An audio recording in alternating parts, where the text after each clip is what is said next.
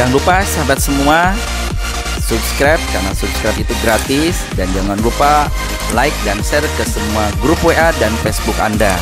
Semoga yang menge-share ke semua grup WA menjadi amal kebaikan Anda di akhirat nanti. Sukses selalu, salam dahsyat, salam luar biasa.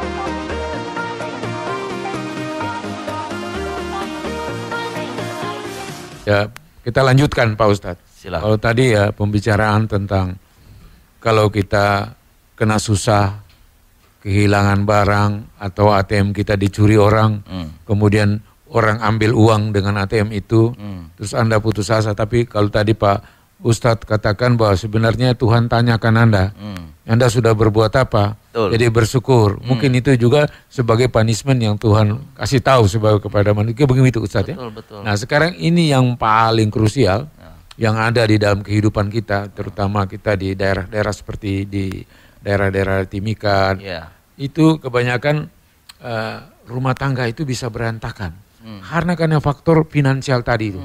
Salah gunakan atau tidak mencukupi atau berlimpah tetapi digunakan untuk hal-hal yang kurang berkenan. Ini gimana menurut Ustadz? Oke. Jadi kalau di bahasa saya itu bagaimana jadi keluarga sakinah, tenang, tapi itu dia ada ilmunya. Nah, sekarang gini. Pertama, kalau saya mau bicara tentang rezeki yang seret. Jadi kalau ada rumah tangga yang rezekinya pas-pasan, ya gali lubang tutup lubang, cash flow-nya tidak bagus, itu ada sesuatu tandanya rumah tangga itu tidak berkah, Pak. Jadi kalau bahasa kita ini ku anfusakum walin neraka, jaga dirimu dan keluargamu dari api neraka. Nah, supaya mendapatkan kita surganya dunia, caranya adalah satu, hiduplah yang berkah. Ikuti sistemnya. Jadi kalau di suami istri itu umpamanya dia rajin sholat, makanya nanti di seminar itu diharapkan suami istri harus hadir. Karena jangan sampai nanti suami yang hadir, dia jadi rajin sholat, duha, tahajud, sedekah, tapi istrinya tidak. Itu kayak pincang namanya. Kita kan butuh sprinter, Pak. Nah, sama dengan kalau istrinya toh, ya pincang juga. Yang bagus itu sprinter. Sama seperti radio. Radio ini kenapa enak didengar? Karena frekuensinya pas. Coba kalau frekuensi kagak ada, nggak pas, nggak enak didengar. Sama hidup.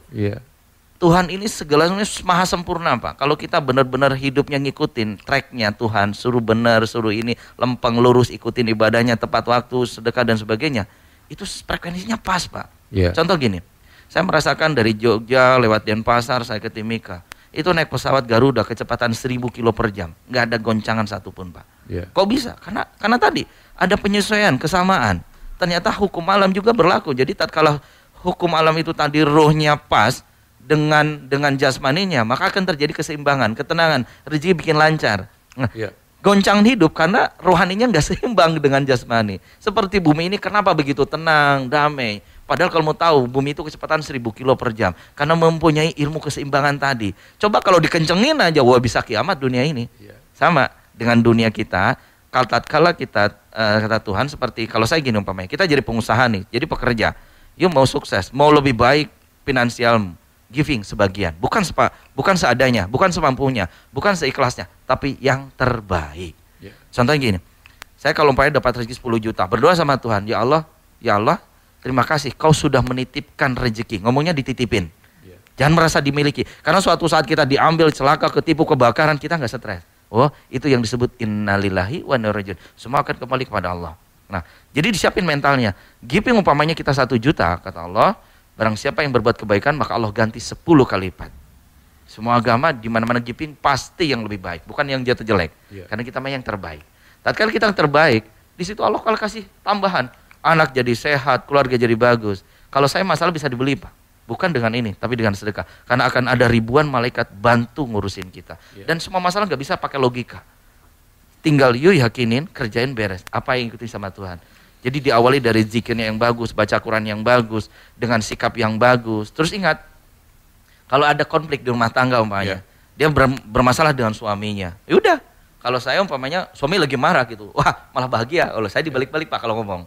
Umpamanya si suami lagi bahagia, istri ngomong, Pak yang lama ya marahnya, diambil wudhu, dikira aja istighfar, astagfirullahaladzim. Nah, lama-kelamaan dia akan baik. Karena kalau kita itu marah, lu marah, bisa cerai, kita cerai aja lah. Kalau gitu apa gunanya berumah tangga? Yang penting makanya sekali lagi harus punya frekuensi ilmu yang bareng-bareng. Jadi kalau dia si suami gede ilmunya, si istri juga harus seimbang. Makanya kalau ngaji bareng, duha bareng, tahajud bareng, kemana-mana bareng, cakep itu. Nah, ini ada SMS nih. Boleh, silakan. Dari Pak Bung David dan juga Pak Ustadz, mohon maaf. Saya menyapa dulu satu penelpon yang sudah bergabung sebelum pertanyaan. RPM, selamat sore. Halo, selamat sore. Iya, Radio Publik Mimika kita semua punya, dengan Bapak siapa di mana? Selamat sore Pak Ustadz, Assalamualaikum. Waalaikumsalam warahmatullahi. Iya Pak Ustadz, saya mau menanya ini. Dengan Bapak siapa dulu, di mana ini? Oh iya, dengan Pak Zainal. Bapak Zainal ya? Iya. Ya, silakan. Saya senang sekali pembicaraan sore hari ini, apalagi yang terakhir tadi bilang perpecahan dalam keluarga. Iya. Kita lihat di Timika ini kan banyak sekali tingkat percabulan dikarenakan mungkin faktor minuman keras dan sebagainya. Iya. Nah, kalau menurut Pak Ustadz untuk mensikapi itu, apakah ini akhlak yang kurang baik atau gimana, manusianya atau bagaimana gitu? Oke. Itu saja saya mau sampaikan. Terima kasih Pak Ustadz. Baik, terima kasih Pak. Saya lanjutkan dengan SMS ini nanti Pak Ustadz sekaligus ya. Ini juga dari Pak Fahmi. Katanya dia tertarik sekali dengan apa yang disampaikan oleh Pak Ustadz. Ya.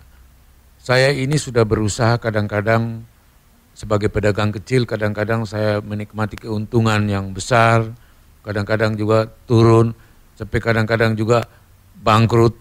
Kemudian saya mau berusaha itu kadang-kadang juga saya sudah putus asa. Ini bagusnya seperti apa supaya saya bisa kembali seperti yang pernah saya berhasil. Terima kasih Pak Ustadz. Wassalamualaikum warahmatullahi wabarakatuh. Waalaikumsalam. Saya akan jawab Pak Fahmi dulu. Jadi gini. Ada bahasa di surat Al-Baqarah 216, Bismillahirrahmanirrahim, boleh jadi kami membenci sesuatu padahal ia amat baik bagimu. Boleh kami menyukai sesuatu padahal ia amat buruk bagimu. Allah mengetahui sedang kamu tidak mengetahui.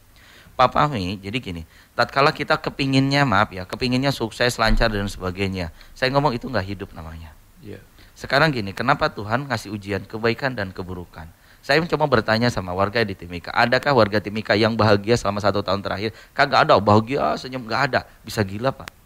Yang penting gini loh Pak, dalam menghadapi masalah, jangan takut terhadap masalah. Kata kuncinya adalah selalu bersyukur terhadap masalah. Jadi gini, kalau lagi stres, syukuri, nikmati, atau akan berlalu, bentar lagi bahagia. Lah yang bahagia, syukuri, nikmati, bentar lagi stres. Udah itu ya gitu. Manusia itu pasti ada di atas di bawah. Kenapa kita hidup? Karena berubah. Manusia nggak berubah, nggak hidup namanya. Tapi sekali lagi, bahagia, tetap bersyukur, benerin sholatnya, duhanya, tahajudnya. Nah, tatkala kita stres, deketin. Nah itu di situ frekuensi kita coba. Tatkala stres doanya, ya Allah, ampuni dosa kami, husu.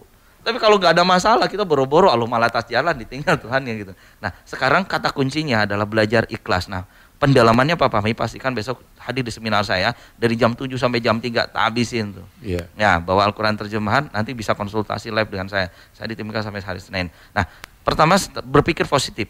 Faktornya apa dulu? Jadi kenapa tadi rumah tangga gak beres dan sebagainya, usaha nggak turun naik? Cek, selama usaha Anda pernah zakat mal nggak? 2,5%. Selama usaha pemasukan tadi, cek Anda selama usaha punya modal dari hutang bank riba nggak? Kalau ada, tunggu aja. Karena besok saya habisin tentang bab riba. Riba itu dosa yang online 24 jam. Yuk lagi zikir, lagi sholat, lagi ngaji, ke pasar, tidur, dia dalan terus. Itu yang dibikin hidup sial. Kenapa? Sial itu adalah dia lebih dulu keburukan daripada kebaikan. Jadi kalau kayak tadi hutang, itu bukan kita cari duit bayar hutang, no. Tapi salib keburukan kita dengan kebaikan kita. Jadi kalau kita punya masalah hutang nih, bukan ngejar hutangnya, itu ranahnya Allah, jangan diambil. Tugas kita ada, mana masjid kita bersihin, mana panti yang kita bantu, mana anak tukang ojek yang miskin, ya kita kasih makan.